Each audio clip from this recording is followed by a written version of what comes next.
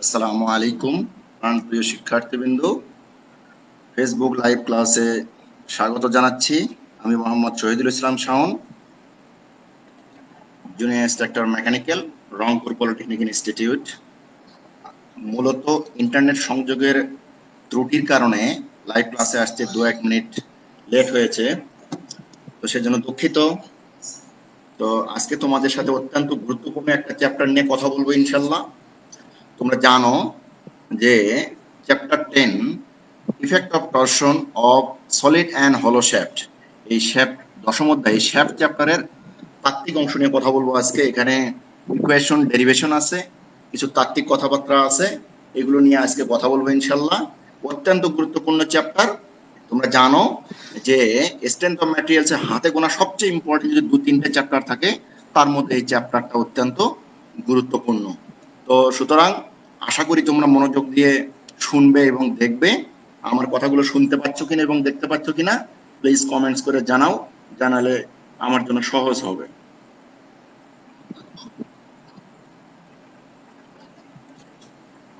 আশা করি তোমরা দেখতে পাচ্ছ। শুরুতেই বলবো শ্যাফট কি, শ্যাফট কাকে বলে। এর পূর্বেও আমি তোমাদের শ্যাফট সম্পর্কে ধারণা দিয়েছিলাম।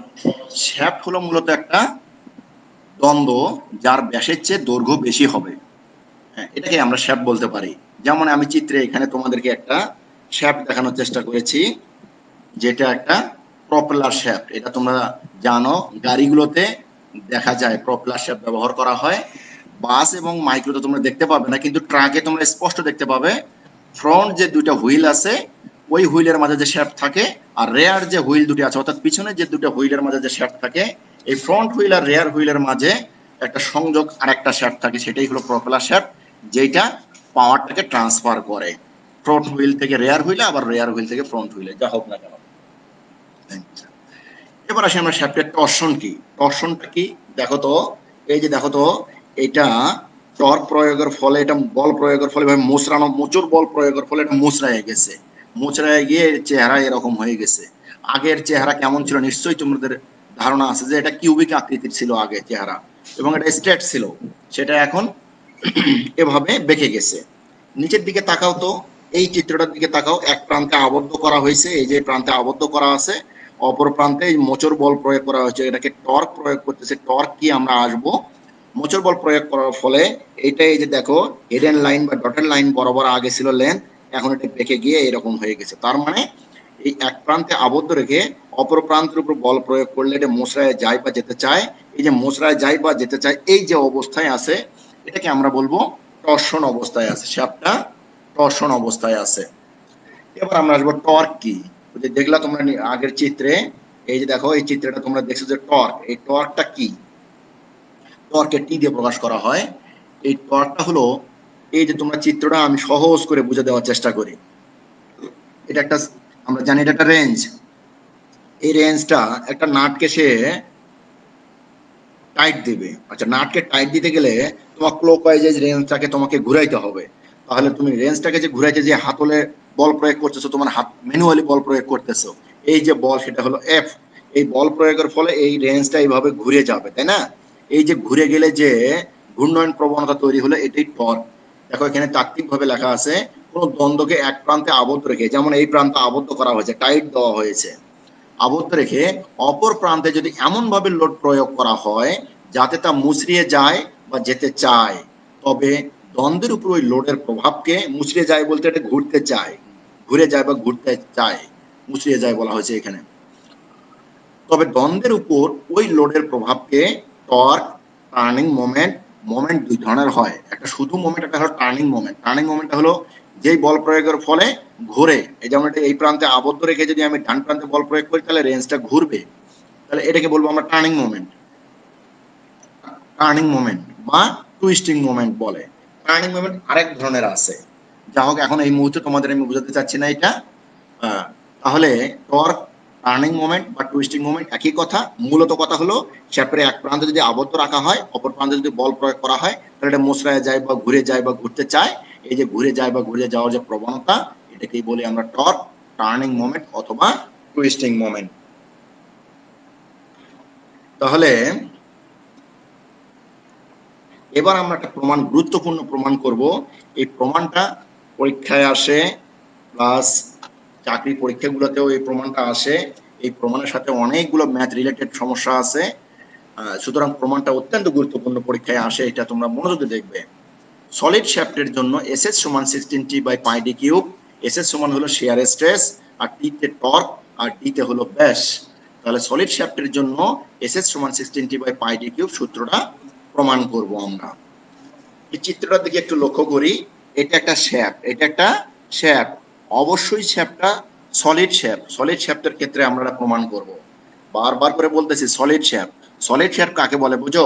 যার ভিতর ফাঁপা নেই তাকে বলে সলিড শ্যাফট। হলো যার ভিতরে নেই সেটাকে বলে সলিড। সলিড ইংরেজি শব্দ, এর বাংলা হলো নিরেট, অর্থাৎ যার ভিতর কোনো ফাঁকা জায়গা বা ফাঁকা স্থান বা ফাঁপা নেই সেটাকেই বলি আমরা সলিড বা নিরেট।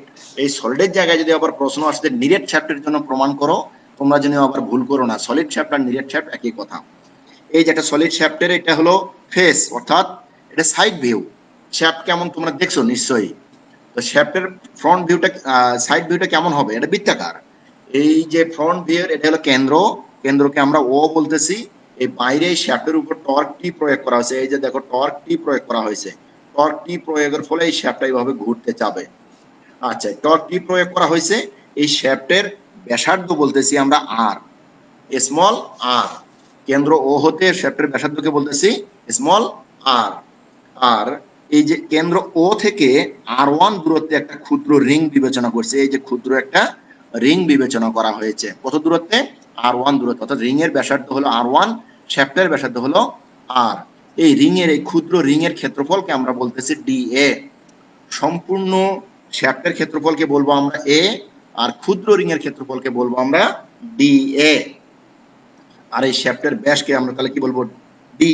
ব্যাসার্ধ যদি আর হয় তাহলে ব্যাসকে কি বলবো? ডি। এবার আমরা আসি, এর উপর টর্ক টি প্রয়োগ করা হচ্ছে। দেখো এখানে তাত্ত্বিকভাবে এই কথাগুলোই লেখা আছে। ধরি আর ব্যাসার্ধ বিশিষ্ট একটি শ্যাফটের উপর টর্ক টি কাজ করিতেছে কেন্দ্র ও হতে R1 দূরত্বে ডিএ ক্ষেত্রফল বিশিষ্ট। এই যে দেখো ডিএ ক্ষেত্রফল, এই রিংটার ক্ষেত্রফল হলো ডিএ। ডিএ ক্ষেত্রফল বিশিষ্ট একটা রিং বিবেচনা করি। এবার আসি, তোমাদেরকে একটা সহজ করার জন্য বলতেছি, কেন্দ্র থেকে যত দূরে বল প্রয়োগ করা হবে টর্ক, টার্নিং মোমেন্ট বা মোমেন্ট তত বাড়বে। তোমরা জানো যে মোমেন্ট সমান কি? বলগুলোর লম্ব দূরত্ব। তাহলে বল যদি একই থাকে, লম্ব দূরত্ব যদি বেড়ে যায়, সেক্ষেত্রে লম্ব দূরত্ব বেড়ে গেলে কিন্তু মোমেন্ট বেড়ে যাবে। তাহলে এখানে যদি দূরত্ব বেড়ে যায় তাহলে মোমেন্ট বাড়বে, দ্যাট ইজ টর্ক বাড়বে। তাহলে আমি বলতে পারি সর্বোচ্চ টর্ক যেখানে উৎপন্ন হবে সর্বোচ্চ শিয়ার স্ট্রেস থেকে সেখানে উৎপন্ন হবে। কারণ সর্বোচ্চ শিয়ার স্ট্রেসের সাথে সম্পর্ক হলো টর্ক। টর্ক ভেরিয়েবল হলে শিয়ার স্ট্রেস ভেরিয়েবল হবে। শিয়ার স্ট্রেস সর্বোচ্চ হবে তখনই যখন টর্ক ম্যাক্সিমাম হবে। তাহলে টর্ক ম্যাক্সিমাম কোথায় হবে? এই যে এই শ্যাফটের সর্বোচ্চ দূরত্বে হবে সর্বোচ্চ টর্ক। কারণ দূরত্ব যদি কমে আসবে টর্ক তত কম উৎপন্ন হবে, কারণ সেখানে দূরত্ব কমে যাচ্ছে। দূরত্ব কমের কারণে মোমেন্ট কমে যাবে, মোমেন্ট কমে যাওয়ার অর্থই হলো টর্ক কমে যাবে।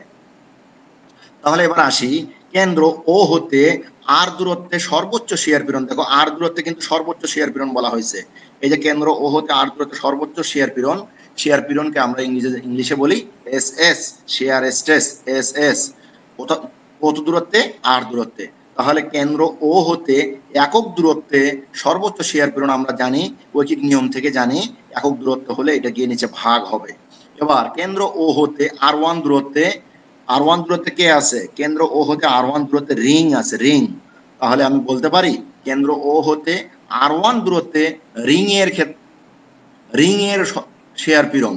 কার শেয়ার পীড়ন? এখানে R1 দূরত্বে কে আছে? রিং।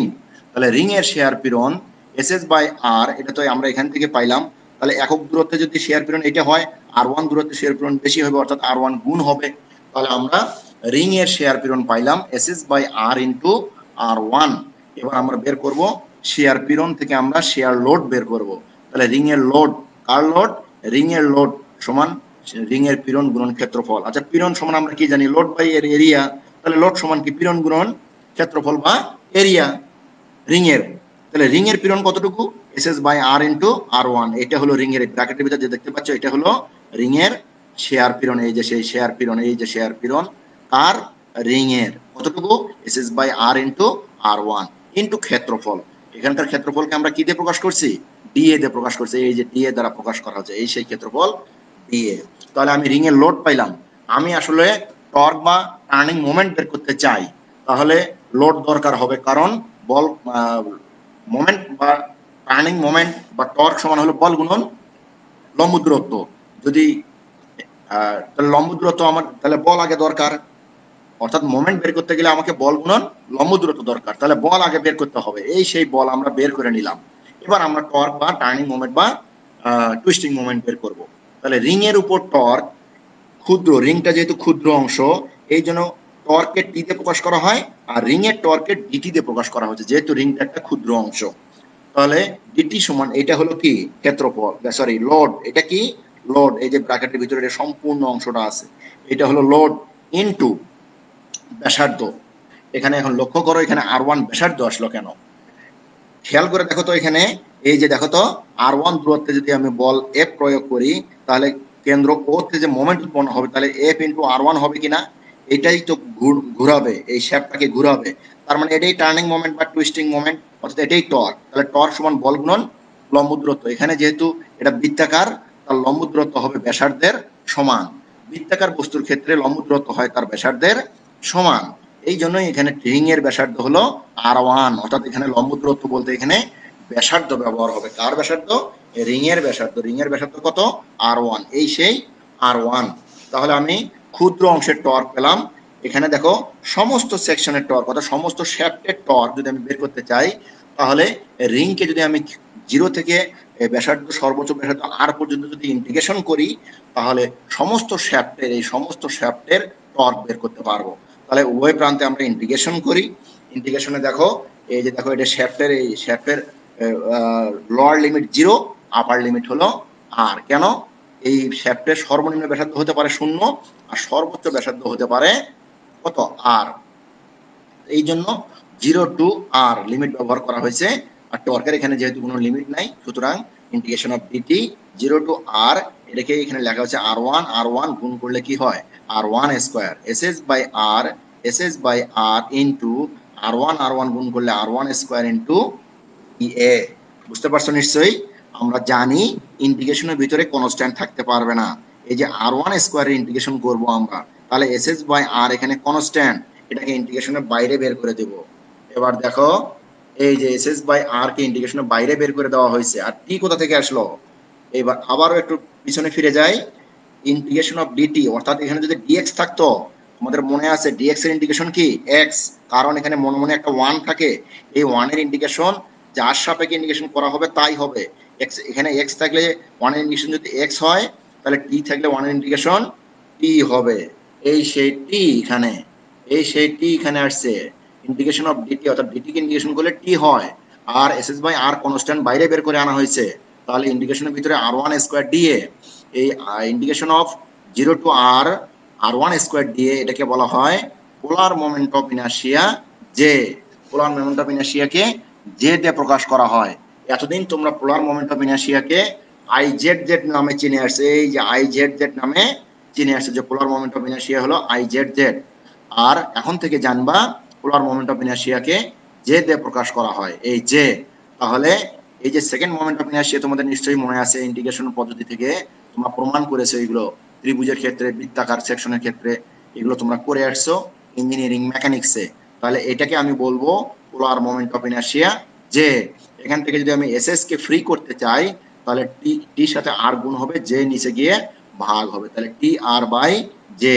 এই সমীকরণটাও অনেক সময় প্রমাণ আসে, যে প্রমাণ করো যে এসএস সমান টি আর বাই জে, এটাকে আমি বলতেছি 1 নম্বর সমীকরণ, অর্থাৎ শিয়ার স্ট্রেস এসএস সমান টি আর বাই জে।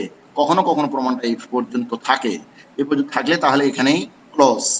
আর আমার তো যেহেতু প্রমাণ 16t by pi D cube করবো, তাহলে এখানে জে কে বলা হয় polar moment of inertia, polar moment of inertia J সমান pi D to the power 4 by 32, এটা তোমরা জানো, pi D to the power 4 by 64 plus pi D to the power 4 by 64, এই দুটো যোগ করলে হয় pi D to the power 4 by 32 polar moment of inertia জের মান। এবার ব্যাসার্ধ আর এর মান কি, ব্যাসের অর্ধেক ব্যাসার্ধ, এবার জে এবং আর এর মানটা এখানে এই 1 নং সমীকরণে বসাই, এখানে আর এর মান বসানো হয়েছে এখানে জের মান বসানো হয়েছে, এটাকে সিম্পলিফাই করা হয়েছে, এটা ভাগটাকে গুণ করে নিচেরটা উপরে উপরেরটা নিচে। ডি আর ডি টু দি পাওয়ার 4 কাটলে এখানে ডি কিউব থাকে, 2 আর 32 কাটলে 16 থাকে, আর এখানে টি থাকে, তাহলে 16t বাই পাই, ডি আর ডি টু দি পাওয়ার 4 কাটলে ডি কিউব, তাহলে পাই ডি কিউব। তাহলে আমি বলতে পারি সলিড শ্যাফটের ক্ষেত্রে সর্বোচ্চ শেয়ার স্ট্রেস এসএস সমান 16t by pi D cube. আশা করি তোমরা বুঝতে পারছো যেটা কোথা থেকে আসলো আমি একটু তোমাদেরকে দেখানোর চেষ্টা করি। এই সেই রিংটা, শুধু রিং এর চিত্রটা আমি দেখাইছি, কেন্দ্র থেকে R1 দূরত্বে রিং এর ব্যাসার্ধ ছিল। আচ্ছা, একে যদি আমি লম্ব অঙ্কন করি, এখান থেকে যদি একটা আনুভূমিক এক্স অক্ষ বরাবর রেখা অঙ্কন করি, এই বিন্দু থেকে মিলিত হবে, এটাকে আনুভূমিক দূরত্ব এক্স, এটাকে বলা হয় খাড়া দূরত্ব ওয়াই। তাহলে পোলার মোমেন্ট অফ যে সমান আমি কি বলতেছি, এইটা R1 স্কয়ার ডিএ। R1 এর পরিবর্তে আমি পিথাগোরাসের উপপাদ্য থেকে অতিভুজের উপর বর্গ অপর দুই বাহুর বর্গের যোগফলের সমান, তাহলে R1 স্কয়ার পরিবর্তে X square plus Y square আমি বসাতে পারি এখানে, লম্ব স্কয়ার প্লাস ভূমি স্কয়ার। এবার যদি ইন্টিগ্রেশন আলাদা করি, তাহলে X square dA Y square dA, এটাকে জানি আমরা এক্স ওয়াই অক্ষের মোমেন্ট অফ ইনার্শিয়া, এটাকে বলি আমরা এক্স অক্ষের মোমেন্ট অফ ইনার্শিয়া। এক্স অক্ষের মোমেন্ট অফ ইনার্শিয়া আর ওয়াই অক্ষের মোমেন্ট অফ ইনার্শিয়া যোগ করলে হয় পোলার মোমেন্ট অফ ইনার্শিয়া, যেটা আই জেড জেড নামে এতদিন চিনে আসছো, আর এখন থেকে এটা জানবা polar moment of inertia J. আমি আবারও এখানে পিথাগোরাসের সূত্রটা এখানে দেখানোর চেষ্টা করেছি, আশা করি তোমরা বুঝতে পারছো। এবার আমরা প্রমাণ করব সলিড শ্যাফটের জায়গায় ফাঁপা শ্যাফট, হলো শ্যাফট, হলো বা ফাঁপা শ্যাফটের জন্য এসএস সমান 16t D by pi D to the power 4 minus D to the power 4। যেহেতু শ্যাফটটা ফাঁপা, সুতরাং তার বাইরের ব্যাসার্ধ ক্যাপিটাল ডি আর ভিতরের ব্যাসার্ধ, বাইরের ব্যাস ক্যাপিটাল ডি, ভিতরের ব্যাস স্মল ডি। এবার আমরা চিত্রটা একটু বোঝার চেষ্টা করি। এটা একটা ফাঁপা শ্যাফট, যার বাইরের ব্যাসার্ধ হলো ক্যাপিটাল আর, আর ভিতরের ব্যাসার্ধ হলো স্মল আর, আর এই ভিতরের অংশটা কি ফাঁপা, এই অংশটা হলো ফাঁপা। এবং এবার লক্ষ্য করো, কেন্দ্র ও হতে R1 দূরত্বে একটা রিং বিবেচনা করা হয়েছে, আগের মতোই সেম কেস, আগের মতো একটা রিং বিবেচনা করা হয়েছে যার ক্ষেত্রফল দিয়ে, আর এই শ্যাফটের উপর টর্ক টি কাজ করতেছে। আচ্ছা, শ্যাফটের উপর টর্ক যদি টি কাজ করে, আমরা আগে যথারীতি আগের মতোই আমরা এবার বলতে পারি, ধরি ফাঁপা শ্যাফটের ভিতরে ব্যাসার্ধ আর, বাইরের ব্যাসার্ধ ক্যাপিটাল আর, এর উপর টর্ক টি কাজ করতেছে, কেন্দ্র ও হতে R1 দূরত্বে ডিএ ক্ষেত্রফল বিশিষ্ট একটা রিং বিবেচনা করি। নিশ্চয়ই কথাগুলো আমি তোমাদেরকে এখানে চিত্র থেকে বোঝানোর চেষ্টা করেছি। এবার আমরা আসি, আমরা জানি সর্বোচ্চ দূরত্বে সর্বোচ্চ শিয়ার পীড়ন উৎপন্ন হবে, যেহেতু সর্বোচ্চ দূরত্বে টর্ক প্রয়োগ করা হয়েছে, যেহেতু সর্বোচ্চ দূরত্বে সর্বোচ্চ টর্ক উৎপন্ন হবে, তাহলে আমি বলতে পারি কেন্দ্র ও হতে, ওই যে আগের প্রমাণটা ছিল এখানে স্মল আর, কারণ হলো সর্বোচ্চ দূরত্ব ছিল স্মল আর, এবার কিন্তু সর্বোচ্চ দূরত্ব ক্যাপিটাল আর। সুতরাং আমি বলতে পারি কেন্দ্র ও হতে ক্যাপিটাল আর দূরত্বে সর্বোচ্চ শিয়ার পীড়ন হলো এসএস। আচ্ছা, কেন্দ্র ও হতে একক দূরত্বে সর্বোচ্চ শিয়ার পীড়ন এই আর নিচে গিয়ে ভাগ হবে। কেন্দ্র ও হতে R1 দূরত্বে রিং এর, R1 দূরত্বে কে আছে, রিং, রিং এর শিয়ার পীড়ন এসএস বাই আর, যেহেতু একক দূরত্বে শিয়ার পীড়ন এটা হবে, R1 দূরত্বে শিয়ার পীড়ন অবশ্যই বেশি হবে, অর্থাৎ R1টা গুণ হবে। তাহলে রিং এর শিয়ার পীড়ন পাইলাম। এবার রিং এর লোড আগের মতোই, পীড়ন গুণন ক্ষেত্রফল, এখান থেকে পীড়ন আর ক্ষেত্রফল ডি এ যথারীতি এখানে আসলো। তাহলে আমি লোড পাইলাম, এবার টর্ক বের করব। রিং এর টর্ক বের করতে রিং এর ব্যাসার্ধ গুণ হবে, রিং এর লোড হলো এটা, লোডের সাথে ব্যাসার্ধ গুণ হবে, এই যে সম্পূর্ণ লোডটা এখানে দেখানো হয়েছে, তার সাথে ব্যাসার্ধ গুণ হচ্ছে, সেম কেস আগের মতো হুবহু, কোনো পার্থক্য নাই এ পর্যন্ত। এবার আসো সমস্ত সেকশনের টর্ক, এটা যদি রিং এর উপর টর্ক হয়, সমস্ত সেকশনের টর্কের জন্য ইন্টিগ্রেশন করব, বা উভয় পাশে ইন্টিগ্রেশন করলে, এইবার ইন্টিগ্রেশনের দেখো লিমিট দেখো, আগের লিমিট ছিল, লোয়ার লিমিট ছিল 0, সর্বোচ্চ লিমিট ছিল কি স্মল আর। এবার লক্ষ্য করো, সর্বনিম্ন লিমিট হলো স্মল আর, আর সর্বোচ্চ লিমিট হলো ক্যাপিটাল আর। কেন? এটা শ্যাফটটা ফাঁপা, যার জন্য তার ভিতরের একটা ব্যাসার্ধ আছে, বাইরের একটা ব্যাসার্ধ আছে, তাহলে ভিতরের ব্যাসার্ধ লোয়ার লিমিট, বাইরের ব্যাসার্ধ আপার লিমিট। আমরা জানি এসএস বাই আর কে বাইরে বের করব, আর যেহেতু এটা কনস্ট্যান্ট, এটাকে বাইরে বের করে দেব, আর ডিটি কে ইন্টিগ্রেশন করলে হবে টি। লক্ষ্য করো, ডিটি কে ইন্টিগ্রেশন করে হয়েছে টি, এসএস বাই আর কে বাইরে বের করে দেওয়া হয়েছে R1 স্কয়ার ডিএ। এখানে সরি, এখানে 1টা এখানে সাফিক্স না হয়ে এটা মিস্টেক, সরি, এই যে এখানে দেখানো হয়েছে R1 স্কয়ার ডিএ, এটাকে বলা হয় যে পোলার মোমেন্ট অফ ইনার্শিয়া। এখনই যেটা শেখানো হলো, তাহলে এর পরিবর্তে আমি পোলার মোমেন্ট অফ ইনার্শিয়া যে ব্যবহার করব।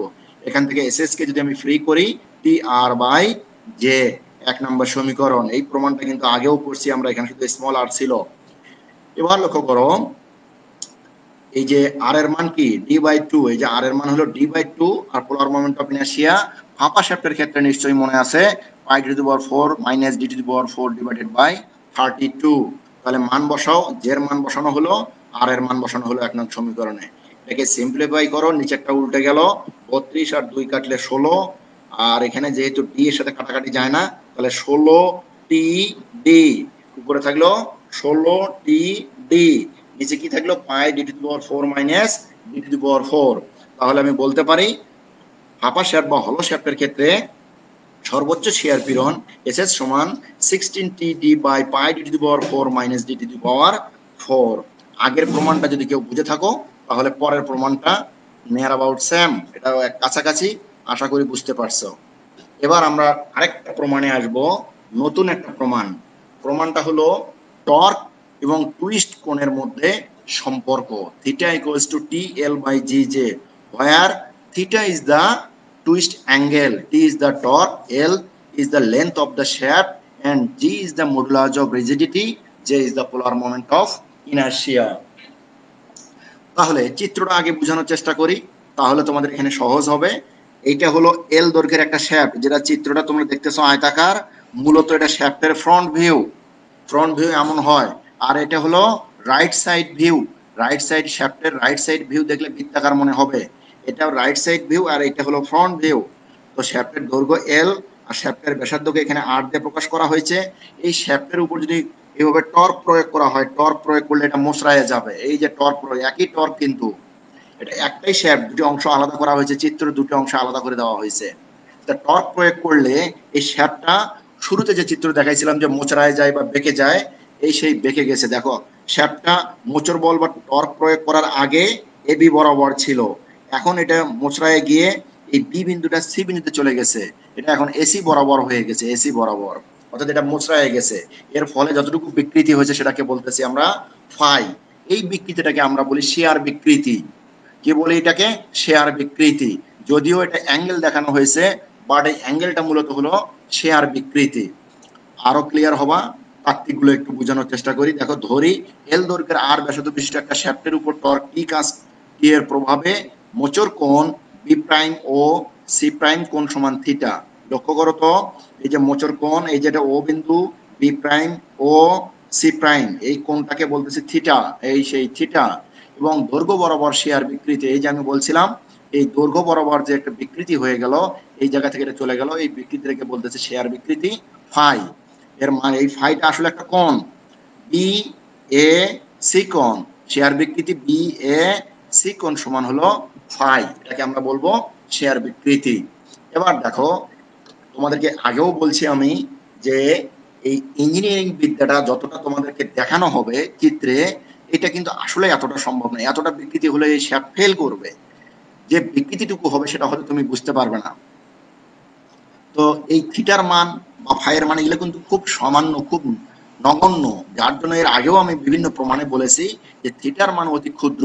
সুতরাং sine theta, tan theta, theta এগুলো নিয়ার অ্যাবাউট সেম, সর্বসম। এখানে সর্বসম চিহ্ন যদিও আমি দেই নাই, মূলত এগুলো সমান বলা চলে। তাহলে এ বি সি ত্রিভুজ, এই যে এ বি সি, এটা একটা সমকোণী ত্রিভুজ। এই সমকোণী ত্রিভুজে ট্যান ফাই সমান, ট্যান কেন নিলাম? আমার এই লম্ব দরকার আর ভূমির মান দেয়া আছে, লম্ব আর ভূমি নিয়ে কাজ করে হলো ট্যান। তাহলে ট্যান ফাই সমান লম্ব হলো বিসি, এই যে লম্ব বিসি, আর ভূমি এ বির মান হলো এল, এই যে ভূমি হলো এল। এখান থেকে ট্যান ফাই এর পরিবর্তে আমি ফাই ব্যবহার করতে পারি। কেন? ট্যান থিটা সমান যদি থিটা হয় তাহলে ট্যান ফাই সমান ফাই হতে পারে, তাহলে বিসি বাই এল। এবার বিসির মান যদি আমি লিখি 10 গুণ করলে এল ফাই, 1 নম্বর সমীকরণ। এবার বি প্রাইম ও সি প্রাইম ত্রিভুজ, লক্ষ্য করো বি প্রাইম ও সি প্রাইম এটা ত্রিভুজ না, এটা একটা কার্ভেচার অংশ আছে, কিন্তু ত্রিভুজ কেন বলতেছে? আসলে এই যে বিসি আর বি প্রাইম সি প্রাইম এটা আসলে একই। আমি আগেও বলছি যে থিটার মান যদি কমে যায় তাহলে সি প্রাইমটা আরো কাছাকাছি আসবে, এত কাছে আসবে যেটা বাস্তব তুমি যদি তুমি মাইক্রোস্কোপে দেখো তাহলে এটা একটা সামান্যটুকু অংশ, যেটাকে তুমি মাইক্রোস্কোপে বড় করে দেখলে এরকম একটা স্ট্রেট লাইনই মনে হবে। যদি একটা স্ট্রেট লাইন হয় তাহলে কিন্তু এটা একটা ত্রিভুজই হবে। এই পাশেটা যদি ত্রিভুজ হয় একই শ্যাপটা, এটাও ত্রিভুজ হবে নিশ্চয়ই। হ্যাঁ, এই জন্য এটাকে কিন্তু ত্রিভুজ হিসেবে কাউন্ট করা হচ্ছে। তাহলে বি প্রাইম ও সি প্রাইম ত্রিভুজের সাইন থিটা সমান, সাইন থিটা সমান কি লম্ব বাই অতিভুজ। আচ্ছা, এটা বৃত্তাকার সেকশনে ভূমি আর অতিভুজ বলতে কিছু আছে? এখানে যেটা অতিভুজ সেটাই ভূমি, একই, এটা ব্যাসার্ধ। আর তাহলে লম্বটা হলো বি প্রাইম সি প্রাইম, এই যে বি প্রাইম সি প্রাইম, আর অতিভুজ বা ভূমি একই কথা, এটা হলো আর। তাহলে সাইন থিটার পরিবর্তে থিটা লিখতে পারি, কারণ থিটার মান অতি ক্ষুদ্র। তাহলে সাইন থিটার পরিবর্তে আমি এই কারণে থিটা লিখলাম। Theta equal to B prime C prime by R. এখান থেকে বি প্রাইম সি প্রাইমের মান যদি বের করি আর থিটা। এক নম্বর সমীকরণ ছিল বিসির মান, 2 নম্বর সমীকরণে বি প্রাইম সি প্রাইমের মান। আমরা কিন্তু চিত্র থেকে অলরেডি এটা বুঝতে পারছি যে বিসি আর B prime C prime near about same, খুব কাছাকাছি, এবং প্রায় বলতে গেলে আসলে সমান, কারণ এটা আর এটা একই শেপের। এই বিসি আর এই বি প্রাইম সি আসলে তো মূলত একই শেপের, দুটো চিত্র আলাদা মাত্র। তাহলে আমি বলতে পারি বিসি আর বি প্রাইম সি প্রাইম সমান। এই যে লেখা আছে, যেহেতু বিসি আর বি প্রাইম সি প্রাইম সমান, তাহলে বিসি এর মান 1 নম্বর সমীকরণ থেকে, বি প্রাইম সি প্রাইম এর মান 2 নং সমীকরণ থেকে এখানে বসানো হয়েছে। এখান থেকে ফাই এর মান যদি নেই, তাহলে এল নিচে যে ভাগ হয়। তো ফাই কে আমরা কি বলছিলাম? শেয়ার বিকৃতি। আমরা জানি শেয়ারের ক্ষেত্রে মডুলাস অফ রিজিডিটি জি সমান শেয়ার পীড়ন বাই শেয়ার বিকৃতি। তোমাদের এটা মনে আছে কিনা? প্রায় ফার্স্ট চ্যাপ্টারে, প্রথম চ্যাপ্টারে এটা কিন্তু আছে। বাক modulus, modulus of rigidity, youngs modulus. দৈর্ঘ্য বিকৃতির ক্ষেত্রে হয় ইয়াংস মডুলাস, শেয়ার বিকৃতির ক্ষেত্রে হয় মডুলাস অফ রিজিডিটি। এই সেই মডুলাস অফ রিজিডিটি জি, যার সূত্র ছিল হলো স্থিতিস্থাপক সীমার মধ্যে শেয়ার পীড়ন শেয়ার বিকৃতি সমানুপাতিক। অতএব সমানুপাতিক তুলে দিলে একটা ধ্রুবক হয়, সেই ধ্রুবককে বলা হয় জি। তাহলে ধ্রুবক সমান হলো শেয়ার পীড়ন বাই শেয়ার বিকৃতি। শেয়ার পীড়নকে এসএস দিয়ে প্রকাশ করা হয়, আর শেয়ার বিকৃতিকে এখানে আমরা ফাই দিয়ে প্রকাশ করেছি। তাহলে শেয়ার পীড়ন বাই শেয়ার বিকৃতি সমান হলো মডুলাস অফ রিজিডিটি জি। আচ্ছা, এবার শেয়ার বিকৃতিকে যদি আমি বাম প্রান্তে নিয়ে আসি, তাহলে শেয়ার মডুলাস অফ রিজিডিটি নিচে যাবে। এই যে শেয়ার বিকৃতি বাম প্রান্তে আসলে জি নিচে চলে যাবে। তাহলে এই যে শেয়ার বিকৃতির মানটা আমি 3 নম্বর সমীকরণ থেকে আর থিটা বাই এল, সরি, এখানে আবারও বিকৃতি বাংলা লেখা বাদ দিয়ে বাকি অংশটা দেখানোর চেষ্টা করছি। ফাই সমান এস এস বাই জি। আর আবারও দেখাচ্ছি, দেখো এখানে এই দুইবার দেখানো হয়েছে, সরি, এখানে এই ফাইয়ের মানটা আমি যেটা বলতেছিলাম যে ফাইয়ের মানটা 3 নং সমীকরণ থেকে আর থিটা বাই এল যদি আমি এখানে বসাই, তাহলে এখান থেকে থিটাকে যদি আমি ফ্রি করতে চাই, তাহলে থিটা সমান এই এল উপরে গুণ হবে আর যে নিচে গুণ হবে, তাহলে S S into L by G R. আচ্ছা, এস এস এর ফর্মুলায় আমরা একটা আগের যে দুটো শ্যাফটের প্রমাণ করলাম, সেখানে বলছিলাম 1 নম্বর সমীকরণে যে এস এস সমান টি আর বাই জে, এটার প্রয়োজন হবে এই সেই টি আর বাই জে ইন্টু এল। এবার দেখো আর এর মান কিন্তু আমাদের জানা, আর এর সরি মানের প্রয়োজন হবে, এখানে আর আর কেটে যাবে, এই আর কেটে যায়, তাহলে উপরে কি থাকলো? এই যে দেখো T R by J into L into এই জি আরটা নিচে ছিল, এটাকে ভাগে ছিল, ভাগ উল্টে গুণ করলে এক উপরে যাবে, জে আর নিচে আসবে। স্মল আর কেটে গেলে উপরে থাকে টি ইন্টু এল আর নিচে থাকে জি ইন্টু জে। তাহলে আমি বলতে পারি টুইস্ট অ্যাঙ্গেল বা theta equals to T L by G J. ইহাই টুইস্ট অ্যাঙ্গেল এবং এই যে দেখো টর্ক এবং টুইস্ট অ্যাঙ্গেলের মধ্যে সম্পর্ক, theta equals to T L by G J. এই ছিল আজকে তোমাদের তাত্ত্বিক অংশ। তোমাদের কিছু বাড়ির কাজ দেব, তার আগে প্রশ্ন উত্তর। আমি প্রশ্নগুলো দেখার চেষ্টা করতেছি, তোমাদের যদি কোনো প্রশ্ন থেকে থাকে আমি দেখতেছি। নেই, তেমন কোনো প্রশ্নই আমি দেখতে পাচ্ছি না। এবার তোমাদের বাড়ির কাজ দিচ্ছি। দেখো এই সূত্রগুলো যেগুলো প্রমাণ করা হলো, সলিড শ্যাফটের জন্য এস এস সমান 16t by pi D cube, ফাঁপা শ্যাফটের জন্য এস এস সমান 16t D by pi D to the power 4 minus D to the power 4, torque ও টুইস্ট কোণের মধ্যে সম্পর্ক theta equal to T L by G J. আর দুটা কাজ, এটা দেখো ছোট ছোট, আমরা কিন্তু জানি কোন 3 ভাবে পরিমাপ করা হয়, একটা ডিগ্রিতে, একটা রেডিয়ানে, আর একটা হলো ডিগ্রি, গ্রেড, রেডিয়ান। এই 3 ভাবে কোন পরিমাপ করা হয়, তার মধ্যে এখানে গ্রেডের আমাদের বাদ দিলে আমরা রেডিয়ান আর ডিগ্রির মধ্যে রিলেশন আমরা জানি 180 ডিগ্রি সমান পাই রেডিয়ান। তাহলে 1 ডিগ্রি সমান কি হবে? 180 নিচে যে ভাগ হবে, তাহলে 1 ডিগ্রি মান হলো পাই বাই 180। তাহলে যত ডিগ্রি মান দরকার হবে তত দিয়ে গুণ হবে পাই বাই 180 কে। যদি এটা 1.5 ডিগ্রি হয়, 1.5 ডিগ্রি হয়, তাহলে পাই বাই 180 ইন্টু 1.5। এই ডাটাগুলো এগুলো তোমরা প্র্যাকটিক্যালি একটু স্টাডি করবা। আগামী ক্লাসে তোমাদের যেহেতু ম্যাথ করানো হবে, এই চ্যাপ্টারের ম্যাথগুলো বড় এবং মোস্ট ইম্পর্টেন্ট ফাইনালি থাকবে, এবং চাকরি পরীক্ষাগুলো, হায়ার এডুকেশনে, অ্যাডমিশন টেস্টে সারা জীবন তোমাদের এই সিলেবাসটা প্রয়োজন হবে। যার জন্য আমি চ্যাপ্টারটা খুব গোছালোভাবে তোমাদের শেখানোর চেষ্টা করব। ম্যাথগুলো তোমরা এই বাড়ির কাজগুলো খুব ভালো করে স্টাডি করবে আশা করি।